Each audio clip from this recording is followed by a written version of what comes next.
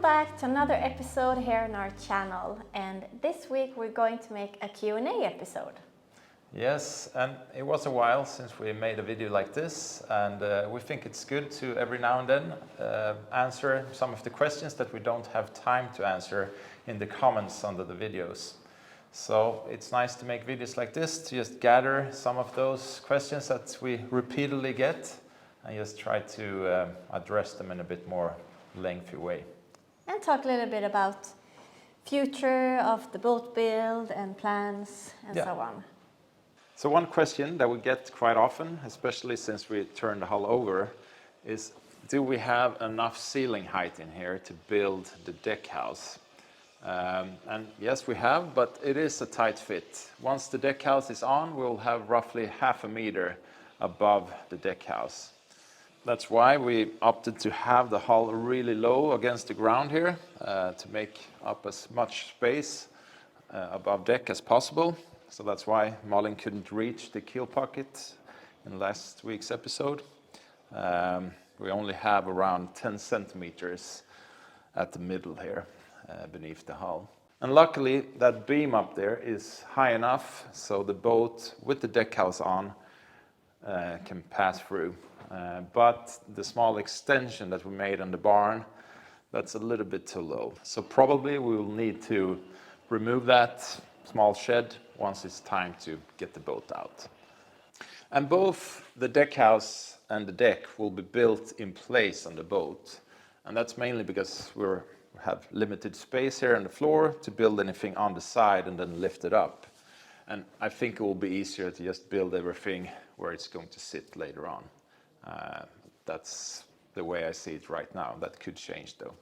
And the recess you see here along the shear line, that's like a pocket for that extra glass that is coming down from the deck. Because the deck and the hull will be laminated together to one unit to make it a really strong bond. So no bolts or anything like that. It will be glassed on the outside and also on the inside to tie everything together.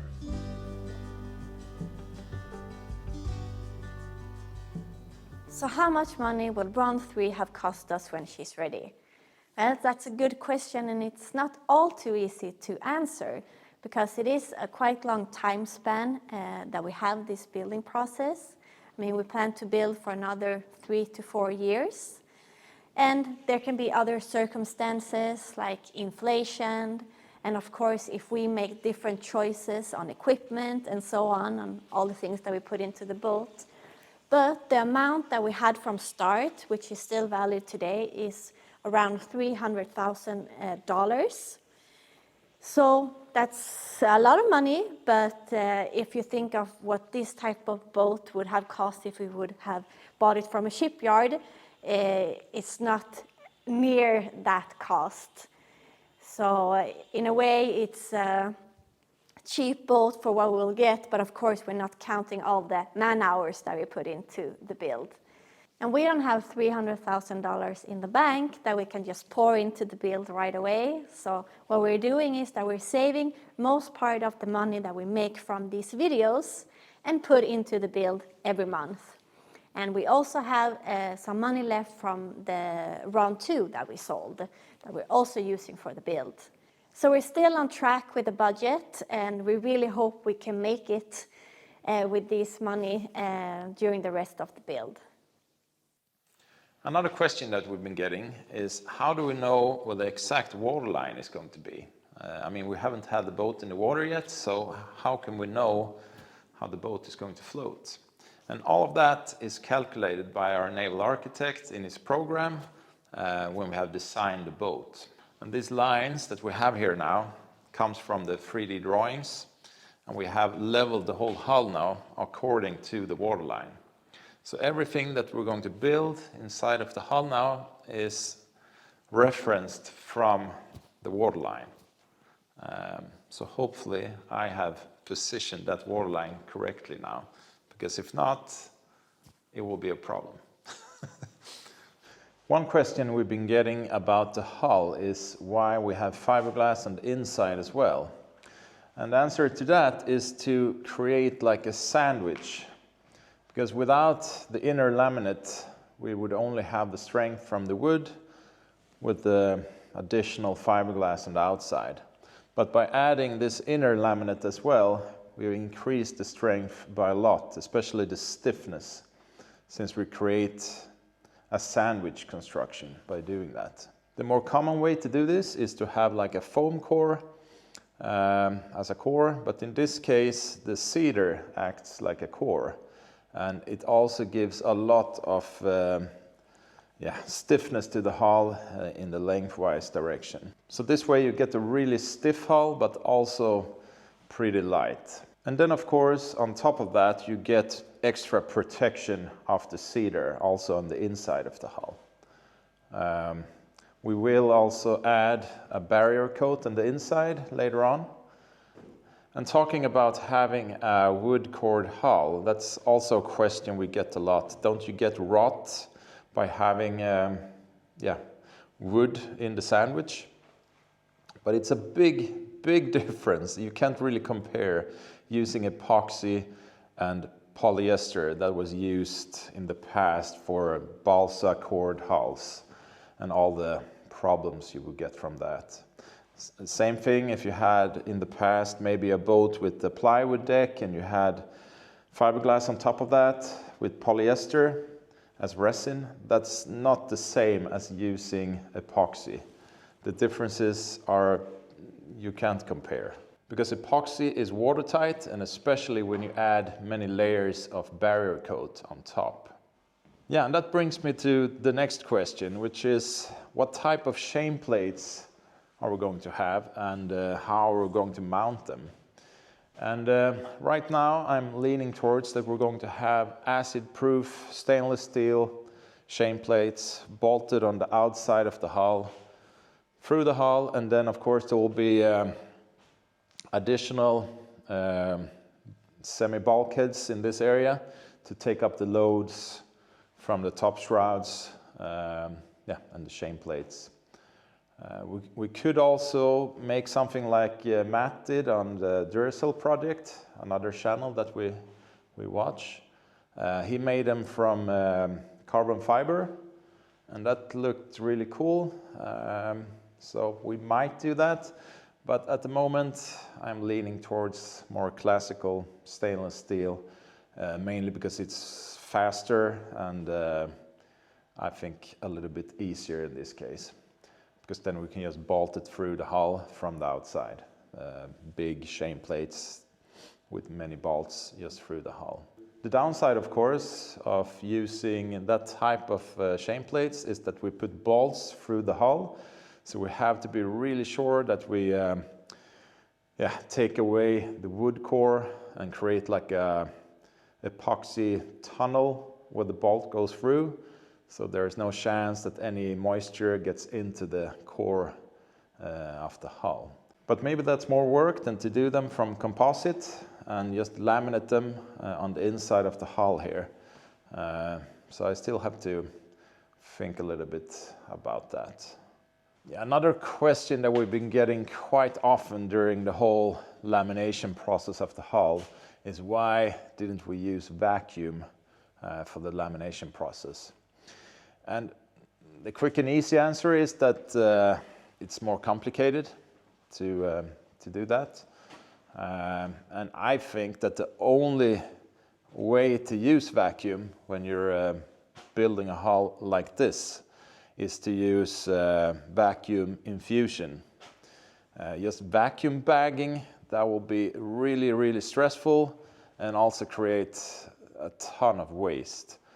And I can't really see that it would be doable doing it with normal vacuum bagging, because you had to do the whole hull in sections, and it will be really stressful to get those bags on there in time before the epoxy kicks off, even in winter. So I can't really see that, but using vacuum infusion, that would have been possible to do that. And the reason we decided not to do it was because of the risk. We don't have enough experience of doing vacuum infusion. And since this hull represents a lot of time, effort, and money to build. We can't afford to make a mistake during a process like that. In an industrial setting, of course, you will have a streamlined organization where you have everything you need, because also the costs of surrounding the process of vacuum infuse a hull like this is quite high. You need to have all of that equipment, and this single hull alone would have to carry all of that extra cost. And if you're building like 50 hulls or 20 hulls, then it's easier, because all those boats will have to share the costs of those, the infrastructure that you need. But in this case, being a one-off, it would have been pretty costly to do that. So I guess that's the main reason that we didn't go down that road. And then we have the question of what are the next steps in the build? And for those of you who saw last week's episode, you saw that we have now started building the keel grid in the boat. And once we're finished with that and have that glassed in, it's time to start building the bulkheads. And right now I'm thinking that we'll start building the bulkheads in the bow and then work our way aft in the boat, adding as much as possible of the bulky things as we go, because that will make it a lot easier to work and not having to climb over several bulkheads to reach the front area of the boat. But as always, that's how I see it right now, and that could change. But I think that's the best way to do it. And then, of course, once the bulkheads are in, it's time for the interior. That will probably take a very long time to do that. And once we're finished with that, it's time for the deck and the deck house. But that's still way off in the distance.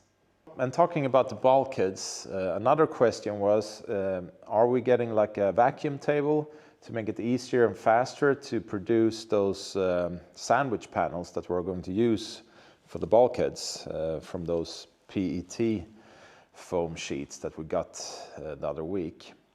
And that's what I'm thinking. We should really try to get the table like that, because that will really speed things up and make it a lot easier and faster to make those panels or sandwich bulkheads. So I just have to figure out where we should have this table, and if maybe we can use the saturation table for this and just remake it a little bit. I'm just a little bit worried that it's not stiff enough, because we don't want to have like warped panels.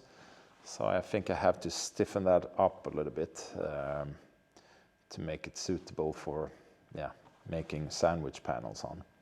And then one last question about the hull, and that was if it will be a problem with off-gassing of the cedar even now when we have laminate on both sides. And the short answer is no, it won't be a problem, since it's encapsulated inside here as a core, trapped between the two layers of epoxy and glass.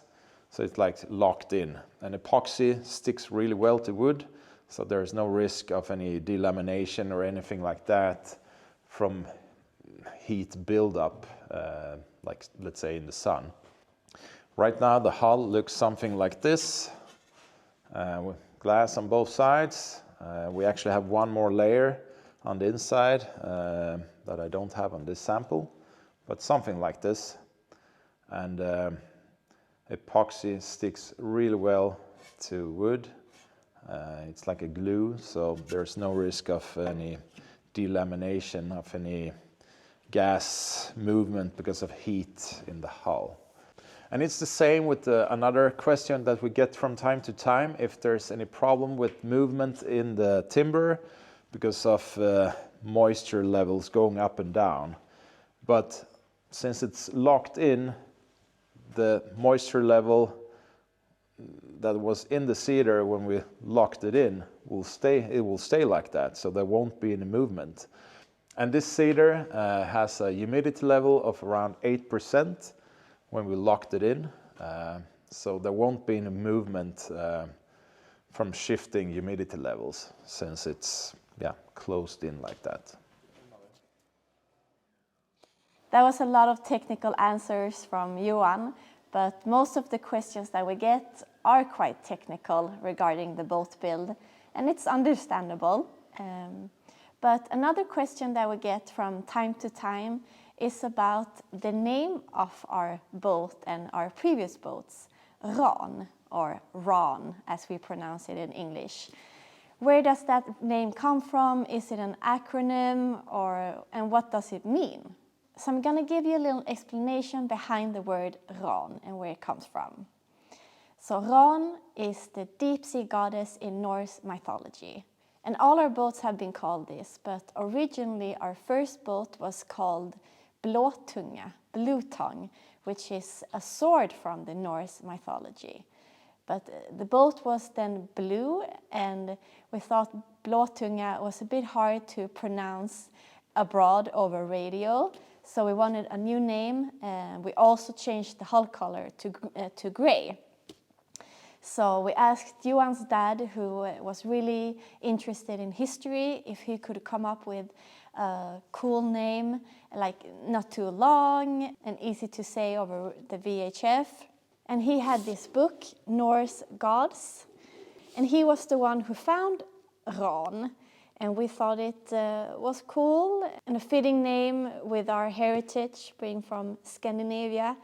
And I'm going to read you a little bit about the story behind Ran and her husband Ägir.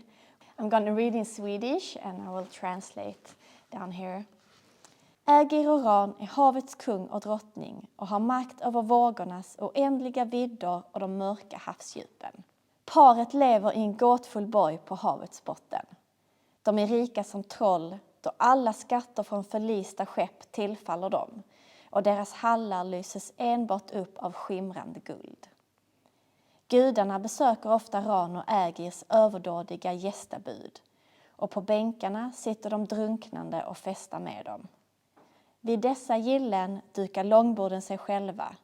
Bestick och ölkrus dyker upp ur intet framför gästerna och maträtterna svävar fram till borden, burna av osynliga händer. Tillsammans har Ägir och Ran 9 döttrar som var och en representerar havets 9 vågor. Ran förkroppsligar det förrädiska havet som glupst drar ner både skepp och besättning i djupet. Allt som faller i havet ser Ran som gåvor till henne. Detta gäller även i allra högsta grad de människor som ramlar över bord eller förliser med sina skepp. Dessa fångar Ran med sitt nät och drar ner dem till sin sal på havets botten där de drunknande vistas. Hennes namn betyder på fornnordiska rån.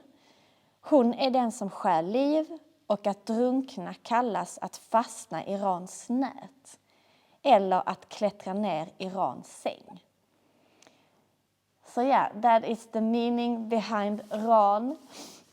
She was not the nicest person, definitely not, but we thought the meaning behind her and what she stands for and what they did in the mythology has to do a lot with, paying respect for the ocean, and that we're really not in charge when we are traveling on the ocean. We are so small as humans. And we got some comments sometimes saying that doesn't Ran mean robbery? And here we have the explanation behind that. Since in Norwegian, Ran means robbery. So they use this word in their language. We use it as well, but with another spelling. We have an A with a dot over. So you pronounce it Ran, or as we say in English, Ran, which people sometimes think is the male name, R-O-N, but Ran or Ran. And it's not the Royal Australian Navy, which some Australians think, which we didn't know it had that acronym. So that was it for this episode. We hope you enjoyed this Q&A despite being quite technical. And we really appreciate you all for commenting and asking your questions. We read all of them and we try to answer as much as we can. Next week we'll be back with a normal episode of the build. And if you haven't subscribed already, we would be so happy if you would like to do that. We're getting close to 200,000 subscribers, which is so cool. And yeah, take care and we'll see you next week. Bye bye.